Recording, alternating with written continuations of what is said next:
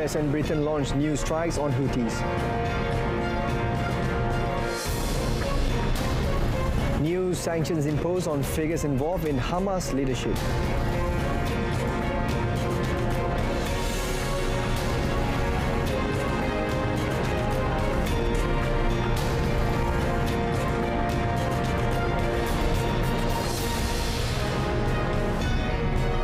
Good afternoon and Salam Malaysia Madani. I'm SAHIH and you're watching World Today. The United States and Britain launched new strikes on Yemen's Houthi Monday, saying their second round of joint military action against the group was in response to continued attacks on shipping. American and British forces carried out a first wave of strikes against the group on 11th January. The United States launched further air raids against missiles that Washington said were ready to launch and pose a threat to both civilian and military vessels. Washington and London said in a joint statement the latest strikes were specifically targeted a Houthi underground storage site and locations associated with the Houthis' missile and air surveillance capabilities. They said these precision strikes were intended to disrupt and degrade the capabilities the Houthis use to threaten global trade and the mariners. The statement added Houthis had carried out a series of illegal, dangerous and destabilizing actions since the previous joint US-UK air raids. Meanwhile, Yemen's official Sabah news agency said that American-British forces are launching raids in the capital of Sana'a and several other parts of Yemen, while Houthi TV outlet Al Masirah said 4 strikes targeted the Al Dalami military base north of the capital, which is under its control. Earlier, the Houthi claimed they fired on a US military cargo ship off the coast of Yemen. Britain and the United States unveiled new asset freezes and travel bans on Hamas and Palestinian Islamic Jihad or PIJ figures in their latest coordinated asset freezes and travel bans. The British government said 5 key figures and an entity said to be involved in the leadership and financial networks of Hamas and PIJ were targeted. The measures will help to cut off the flow of funding that supports these groups, including from Iran. London said its latest curbs will result in asset freezes, travel bans and arms embargoes, though it is unclear whether any of those targeted had assets in Britain or had travelled there in recent years. Zuhair Samlah was among those sanctioned with Britain, claiming he had an infamous reputation as Hamas' main money changer since the year 2019. Britain also sanctioned Ahmad Sharif Abdallah Odeh, allegedly a key operator in Hamas' financial network, and Ismail Brahum, a member of its political bureau in Gaza and its governing council.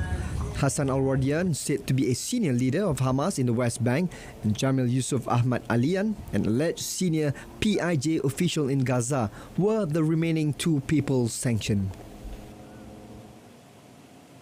Australia today imposed cyber sanctions on a Russian man for his role in the breach at insurer Medibank, one of the country's biggest data theft, which impacted about 10 million customers. This is the first time Australia has used its cyber sanctions framework since legislating it in the year 2021. According to Home Affairs Minister Claire O'Neill, targeted financial sanctions and a travel ban have been imposed on Russian citizen Alexander Ermakov after Australian authorities linked him to the breach at Medibank. The sanctions imposed are targeted financial sanctions and a travel ban. This will mean it is a criminal offence punishable with up to 10 years imprisonment to provide assets to Ermakov or to use or deal with his assets, including through cryptocurrency wallets or ransomware payments. This is the first time Australia's autonomous cyber sanctions have been used. Medibank in 2022 disclosed that a hacker stole the personal information of 9.7 million current and former customers and released the data on the dark web. Reports of cybercrime in Australia has spiked over recent years, with several companies disclosing hacks, prompting the government last year to overhaul its cyber security rules and set up an agency to help coordinate responses. The leaders of Poland and Ukraine pledged on Monday to tackle a thorny political dispute that had hampered their critical wartime alliance and boost defense cooperation as Russia's invasion grinds toward its 3rd year. In his first visit to neighbouring Ukraine as Prime Minister, Poland's Donald Tusk delivered a message of friendship to President Volodymyr Zelensky. Warsaw became a key ally for Kiev as it sought Western financial and military support against Russia, but relations deteriorated in recent months when blockades at the border damaged Ukraine's economy. Both leaders hailed plans between their countries for joint arms production, and Zelensky said on X that they had discussed a new form of cooperation aimed at larger-scale arms purchases for Ukrainian needs. He did not give details. Z wielkim zadowoleniem przyjąłem też deklarację pana prezydenta, że będziemy budować wspólne przedsięwzięcia. Będziemy inwestować w firmy w Polsce i w Ukrainie, które będą produkowały, działały na rzecz zwiększenia naszych możliwości obronnych i Ukrainy, i Polski, i całej Europy. I będzie to także bardzo opłacalne biznesowo przedsięwzięcie dla obu stron. Brazil's government on Monday unveiled an industrial development plan for the next 10 years aimed at boosting growth in the sluggish economy with state credit and subsidies for companies as well as local content requirements. The new plan marks an effort by President Luiz Inácio Lula to kickstart the economy using a playbook similar to one followed during his 2003-2010 presidential terms. The leftist Lula has called the plan a re-industrialization effort to change policies that focus on agricultural production and exports by Brazil, a major global food producer, at the expense of national industry during the administration of his hard-right predecessor Jair Bolsonaro. The National Development Bank, BNDES, said it has embarked 250 billion reals, equivalent to $50 billion in funds for Lula's plan, with another 50 billion real coming from other state sources. The boost for local industry was announced as the Brazilian economy, Latin America's biggest and among the world's 10 largest, has begun to show signs of cooling this year. A Japanese man who admitted starting a fire that killed 36 people at an anime studio in 2019 faces a possible death sentence on Thursday when a court delivers its verdict. The arson attack at the studios of Kyoto Animation was Japan's deadliest crime in decades and stunned the huge film and TV cartoon industry and its fans around the world. Shinji Aoba faces 5 charges including murder, attempted murder and arson, and prosecutors are seeking capital punishment. Many of those killed in the blaze were young staff and more than 30 others were injured. Aoba has admitted he committed the attack, though his lawyers have entered a plea of not guilty due to mental illness. Aoba had a delusion that the studio stole his ideas, a claim the company has denied. Aoba himself nearly died in the fire, suffering 90% burns and reportedly needing 12 operations. Japan is one of the few developed countries to retain the death penalty, which is carried out by hanging.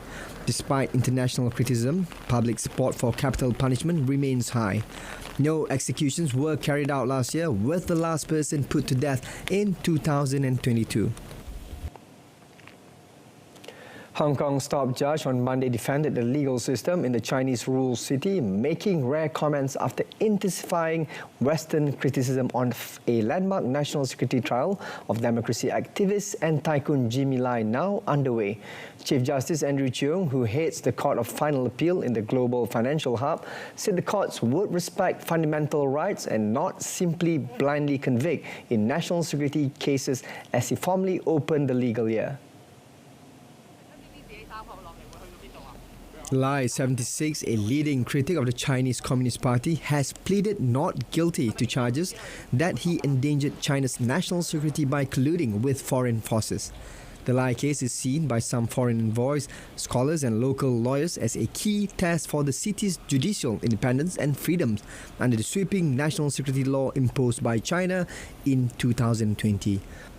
Britain has stepped up its expression of concern, and British Foreign Secretary David Cameron explicitly called for Lai, a British national, to be released at his trial opened in December.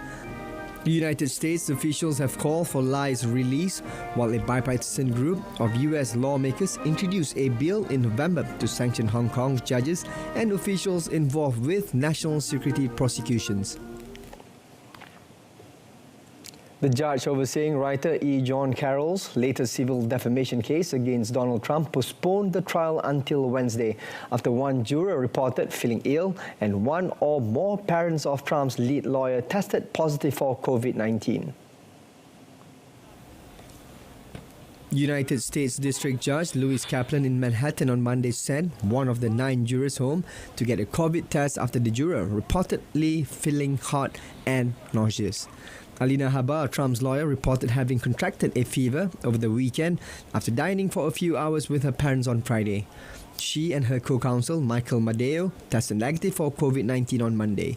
Kaplan also said he will decide later whether to let Trump testify on Wednesday so that the former US president can be in New Hampshire on Tuesday for state's Republican presidential primary. Trump attended the Manhattan federal court proceedings 2 days last week, including on 17 January, when the former writer described how his 2019 denials of her rape claim smeared her reputation. Carroll's testimony marked the first time she confronted him in a courtroom. Bolivian President Luis Arce warned Monday of a new right seeking to destabilize the country and support a conservative and colonial ideas. During a ceremony to mark the 15th anniversary of the creation of the plurinational state, the president also rejected an attempted road blockade by protesters. The protesters, supporters of former President Evo Morales, took to the streets calling for judicial elections which were due to be held last year. Arce and Morales have an internal dispute in the governing party that has deepened due to the former president's aspirations to be a candidate in the 2025 elections. The 15-year-old Bolivian constitution, which aimed to give more power to the indigenous majority, was passed in early 2009, marking the creation of the Bolivian Plurinational State Day. According to Arce, there are reasons to continue celebrating the existence of the plurinational state, but there are also reasons to be concerned and, therefore, to be alert and ready to fight. He said the threats of a project of conservative and colonial restorations have not disappeared, and now it counts with a new right wing in favor of its articulation wish for personal and electoral ambitions is trying to weaken the foundations of Bolivia.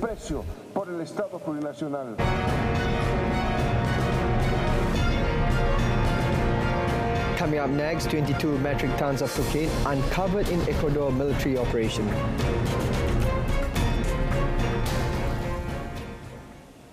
But first, India on Monday marked the consecration of a grand temple to the Hindu god Lord Ram on a site believed to be his birthplace in a celebratory event for the Hindu majority of the world's most populous nation.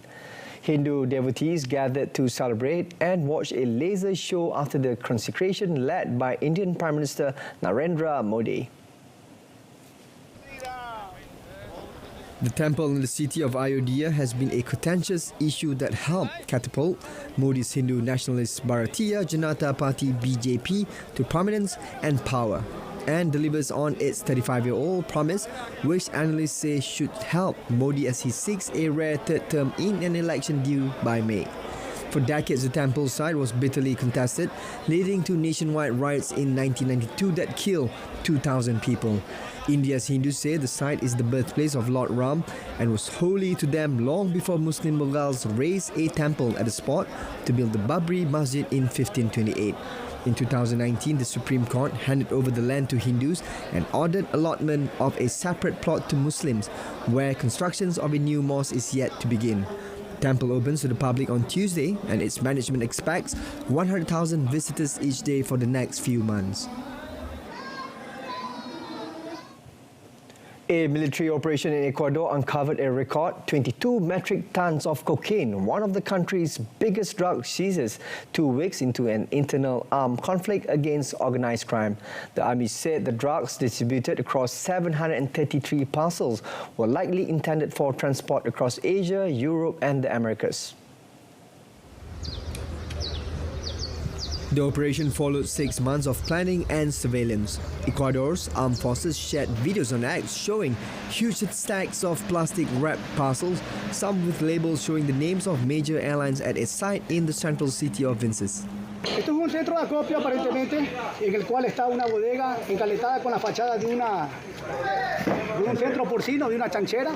Entonces ha estado muy bien camuflada y inteligencia militar nos dio la información oportuna para proceder aquí a hacer esta operación. Ecuador's government blames powerful cocaine trafficking gangs for the growing violence, including a recent attack on a hospital. On Monday, the police arrested a wanted cocaine trafficker from neighboring Colombia as President Daniel Noboa said his government's crackdown on gang violence was starting to bear fruit.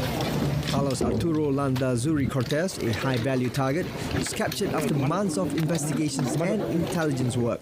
Apart from drug smuggling, he was suspected of involvement in the kidnapping and murder of 3 Ecuadorian journalists in 2018 and in a bomb attack the same year that injured 28 police officers in the country's northwest. He will be sent back to Colombia. The U.S. Supreme Court has agreed to temporarily let the Border Patrol agents cut or remove razor wire fencing that Texas officials place along part of the state's border with Mexico to deter illegal border crossings.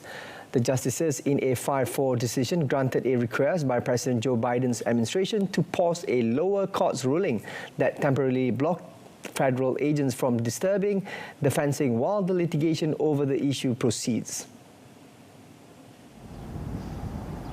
The New Orleans-based 5th U.S. Circuit Court of Appeals, which issued the disputed interim ruling, is set to hear arguments next month over whether Border Patrol agents violated Texas law by cutting the razor wire barrier. The fencing was installed on private property along the Rio Grande River by the Texas National Guard as part of what was called Operation Lone Star, launched by Republican Texas Governor Greg Abbott in 2021 to deter illegal border crossings. Texas sued the administration in October 2023 over an intensified practice by U.S. Customs and Border Protection agents of cutting, destroying or damaging fencing that the state had strategically placed on private land with the permission of landowners. Republicans have sharply criticized Biden's immigration policies and the flow of illegal entries across the U.S. border with Mexico, an issue certain to heat up ahead of the 5th November election in which the Democratic president is seeking another 4 years in office. Elon Musk on Monday took part in what he called an incredibly moving tour of Auschwitz and defended his X platform against accusations of anti-Semitism just weeks after sparking a political storm by endorsing an anti-Jewish conspiracy theory. The European Jewish Association said Musk laid a wreath and participated in a memorial service at the former Nazi death camp alongside IJA chairman Rabbi Menachem Margolin. Musk apologized in November after responding the actual truth to a post on X that was criticized as echoing a white supremacist conspiracy theory about Jews. 1 million European Jews died at the camp built by Nazi Germany in occupied Poland between 1940 and 1945, along with more than 100,000 non-Jews. Relatives of non-gang members who have been detained under El Salvador's state of emergency demand alternative sentencing measures for those suffering from a chronic or terminal illness. Around 100 family members gathered in the Movir movement marched through the streets of San Salvador to one of the entrances of the Congress to make their request. The Movir leader stated since a war against the gangs under the state of emergency in 2022, over 200 people have died under state custody under unclear circumstances. According to local human rights organizations, there were also 327 cases of forced disappearances as of October.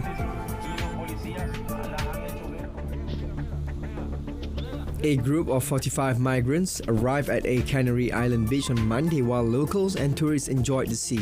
The group of men received medical attention by Red Cross members near Pershel Beach, where the small wooden boat landed. The number of migrants entering Spain irregularly by sea has jumped nearly 300% so far in January from the same period in 2023, with the vast majority arriving in the Canary Islands. Interior Ministry data showed a total of 3,658 migrants entered Spain by sea, most in fragile boats, between 1st and 15th January, up from 921 in the year-ago period.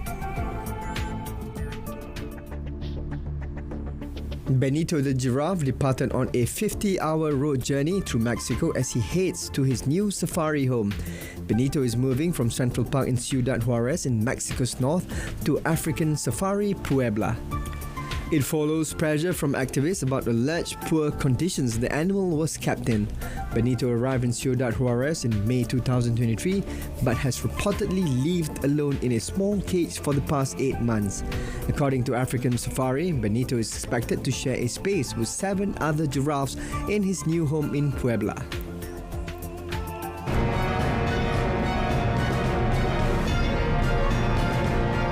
Tajikistan stages epic comeback to qualify into Asian Cup last 16. That and more next in sports.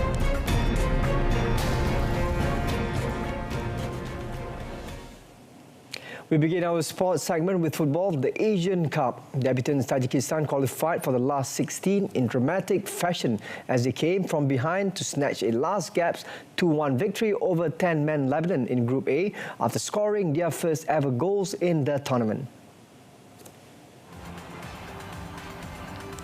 Having had 2 goals ruled out by VAR and finding themselves 1-0 down, Tajikistan did not let up and scored through Parvizon Umar Bayev as the skipper found the top corner from a free kick in the 80th minute.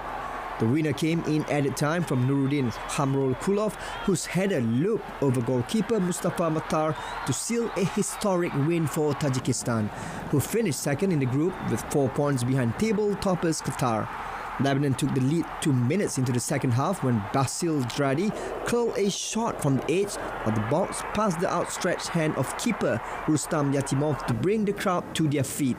But Lebanon were reduced to 10 men in the 56th minute when Qasim El-Zin was sent off after a stamp for which he initially received a yellow card before VAR asked the referee to take a second look and it was upgraded to red.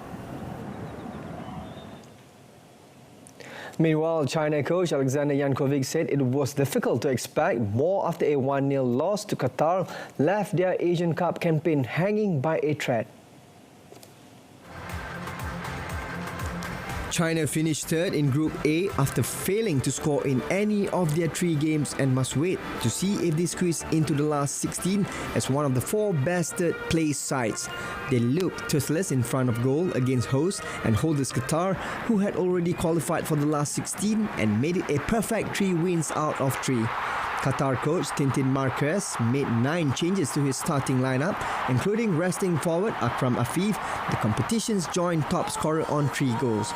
Hassan Al-Haidos' 66-minute wonder goal gave them the win in front of over 40,000 fans, the captain volleying home from the edge of the box direct from a corner.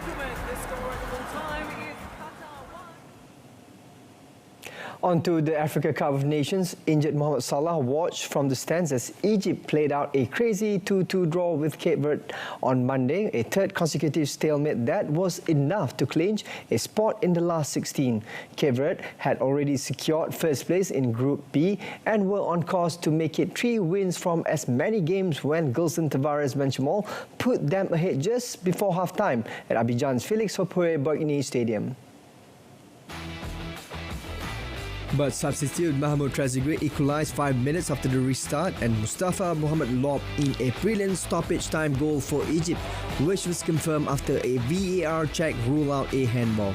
It was not the winner, with Brian Tizira scoring Cape Verde's second goal 9 minutes into added time. Yet by that stage, the other Group B game had ended and Ghana's 2-2 draw with Mozambique allowed Egypt to finish second with just 3 points.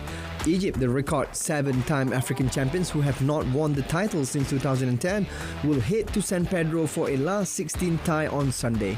However, Salah will miss that game and there are doubts as to whether the Egypt captain will be seen again in Ivory Coast. A turbocharged Carlos Alcaraz powered into the Australian Open quarterfinals for the first time on Monday as the second seed dismantled Serb Miomir Kecmanovic 6-4, 6-4, 6-love to leave fans on Rod Laver Arena awestruck. Alcaraz came into the match full of energy after his third-round clash with China's Shang Jungcheng was cut short due to the wild card's injury. The 20-year-old Spaniard was too good for Kecmanovic under the lights on Rod Laver Arena. Meanwhile, on the other side, six-seed Alexander Zverev shattered British hopes by beating Cameron Norrie 7-5, 3-6, 6-3, 4-6, 7-6 to reach the quarterfinals of the Australian Open. The German played a clinical deciding tiebreak to eventually prevail after an extended battle that lasted just over 4 hours on Margaret Court Arena. Zverev's combinations of big serving and consistent baseline play was only just enough to hold off the spirited charge of Norrie, who frequently came to the net or deployed drop shots to try and disrupt his opponent's rhythm. Zverev decisively raised his level in the deciding tiebreak, however, winning 8 of the final 9 points in the match for a 4-hour, 5-minute victory. Zverev racked up 54 winners, including 15 aces, to improve his perfect head-to-head record against Norrie to 5 left. Now into his third quarterfinal at Melbourne Park, Zverev will take on second seed Carlos Alcaraz next as he chases his maiden Grand Slam title.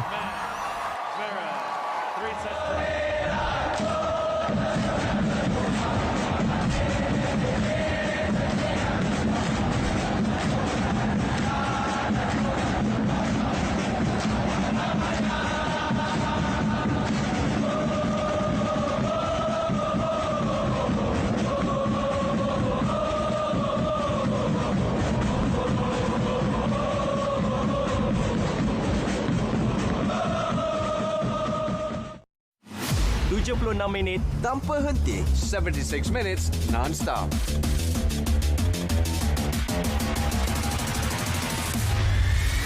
Transparent and concise.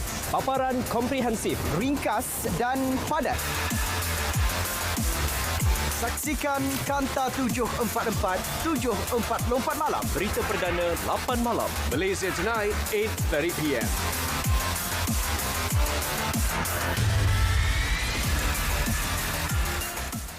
And that wraps up this edition of World Today. In our top story, US and Britain launched new strikes on Houthis. I'm SAHIH from the river to the sea. Palestine will be free. Thanks for tuning in.